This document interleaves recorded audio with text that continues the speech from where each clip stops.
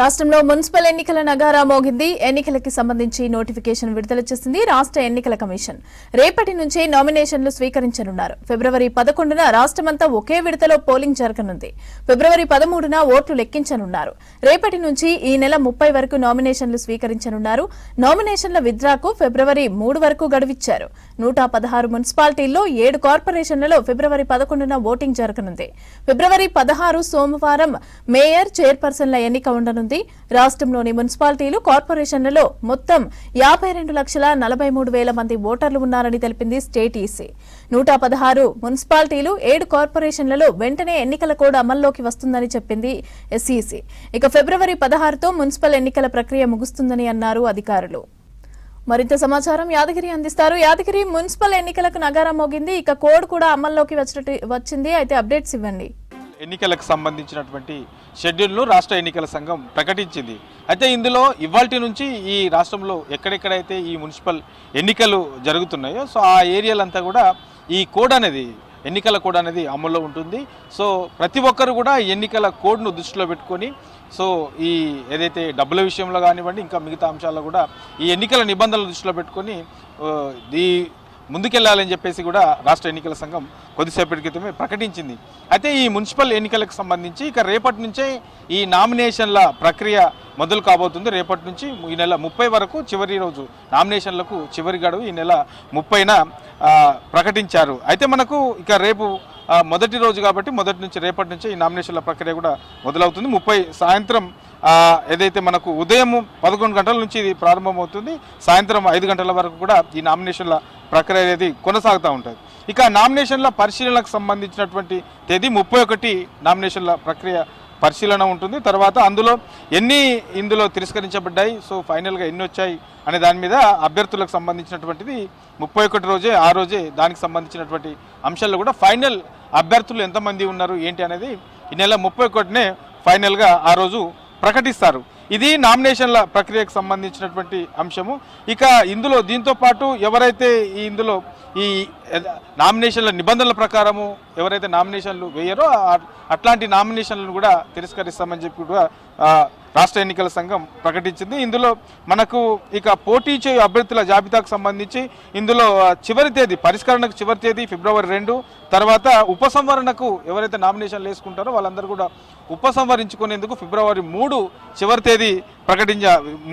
తేదీ ఉంది. అదే రోజు సాయంత్రము ఎంతమంది ఈ నామినేషన్ ఎన్నికల బరిలో ఉన్నారు ఏంటి అనేది కూడా అదే రోజు రాష్ట్ర ఎన్నికల సంఘం ప్రకటిస్తుంది.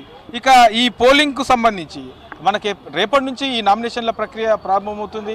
ఇక ఫిబ్రవరి 11న ఈ పోలింగ్ అనేది జరుగుతూ ఉంటుంది. పోలింగ్ అనేది మనకు ఉదయం 7 గంటల నుంచి సాయంత్రం 5 గంటల వరకు కూడా ఈ మున్సిపల్ ఎన్నికలకు సంబంధించినటువంటి పోలింగ్ జరుగుతుంది. ఇక 13న మనకు 12న మధ్యలో ఒక రోజు రెస్ట్ ఉంటుంది. 13న ఈ కౌంటింగ్ అనేది కొనసాగుతుంది. మొత్తం 116 మున్సిపాలిటీలు, 7 ఈ ఏదైతే మున్సిపల్ కార్పొరేషన్లో వీటన్నిటి కూడా మనకు ఫిబ్రవరి 11న ఉదయం 7 గంటల నుంచి సాయంత్రం 5 గంటల వరకు కూడా ఎన్నికలు జరుగుతాయి. 13న వీటికి సంబంధించి ఈ ఎన్నికలు ఎక్కడైతే జరిగాయో దానికి సంబంధించినటువంటి కౌంటింగ్ ప్రక్రియ అనేది మనకు 13న జరుగుతుంది. ఇక 14 తేదీకి సంబంధించి ఏదైతే ఈ చైర్పర్సన్స్, మేయర్స్, డిప్యూటీ మేయర్ సంబంధించినటువంటి అంశాల మీద ఆ రోజు గెజిట్ విడుదల చేస్తారు. ఆ తర్వాత మనకు 16న ఈ మున్సిపల్ కార్పొరేషన్లకు సంబంధించి చైర్పర్సన్స్, తర్వాత ఈ మేయర్స్కి సంబంధించినటువంటి ఎంపిక ఈ మనకు ఫిబ్రవరి 15న ఉంటుంది. అదే రోజు ఈ మున్సిపల్ ఎన్నికలకు సంబంధించినటువంటి ప్రాసెస్ అంతా కూడా ఆ రోజే ఈ ఎన్నికల షెడ్యూల్కి సంబంధించి తర్వాత ఈ ప్రాసెస్ అంతా కూడా అదే రోజు పూర్తవుతుంది. ఇది ఎన్నికల షెడ్యూల్కు సంబంధించింది. అయితే ఇందులో ఈ ఎన్నికల సజావుగా జరిగేందుకు, శాంతి భద్రతలు ఎక్కడ కూడా ఇబ్బంది కాకుండా ఈ ఎన్నికలు నిర్వహించేందుకు కూడా పోలీస్ సిబ్బందిని కూడా అక్కడ అవసరాన్ని బట్టి ఆ పోలింగ్ స్టేషన్ల సిచ్యువేషన్ బట్టి అక్కడ ఈ భద్రతా సిబ్బందిని ఏర్పాటు చేస్తున్నామని చెప్పేసి పోలీస్ అధికారులు కూడా ఆ దిశగా ముందుకెళ్తా ఉన్నారు.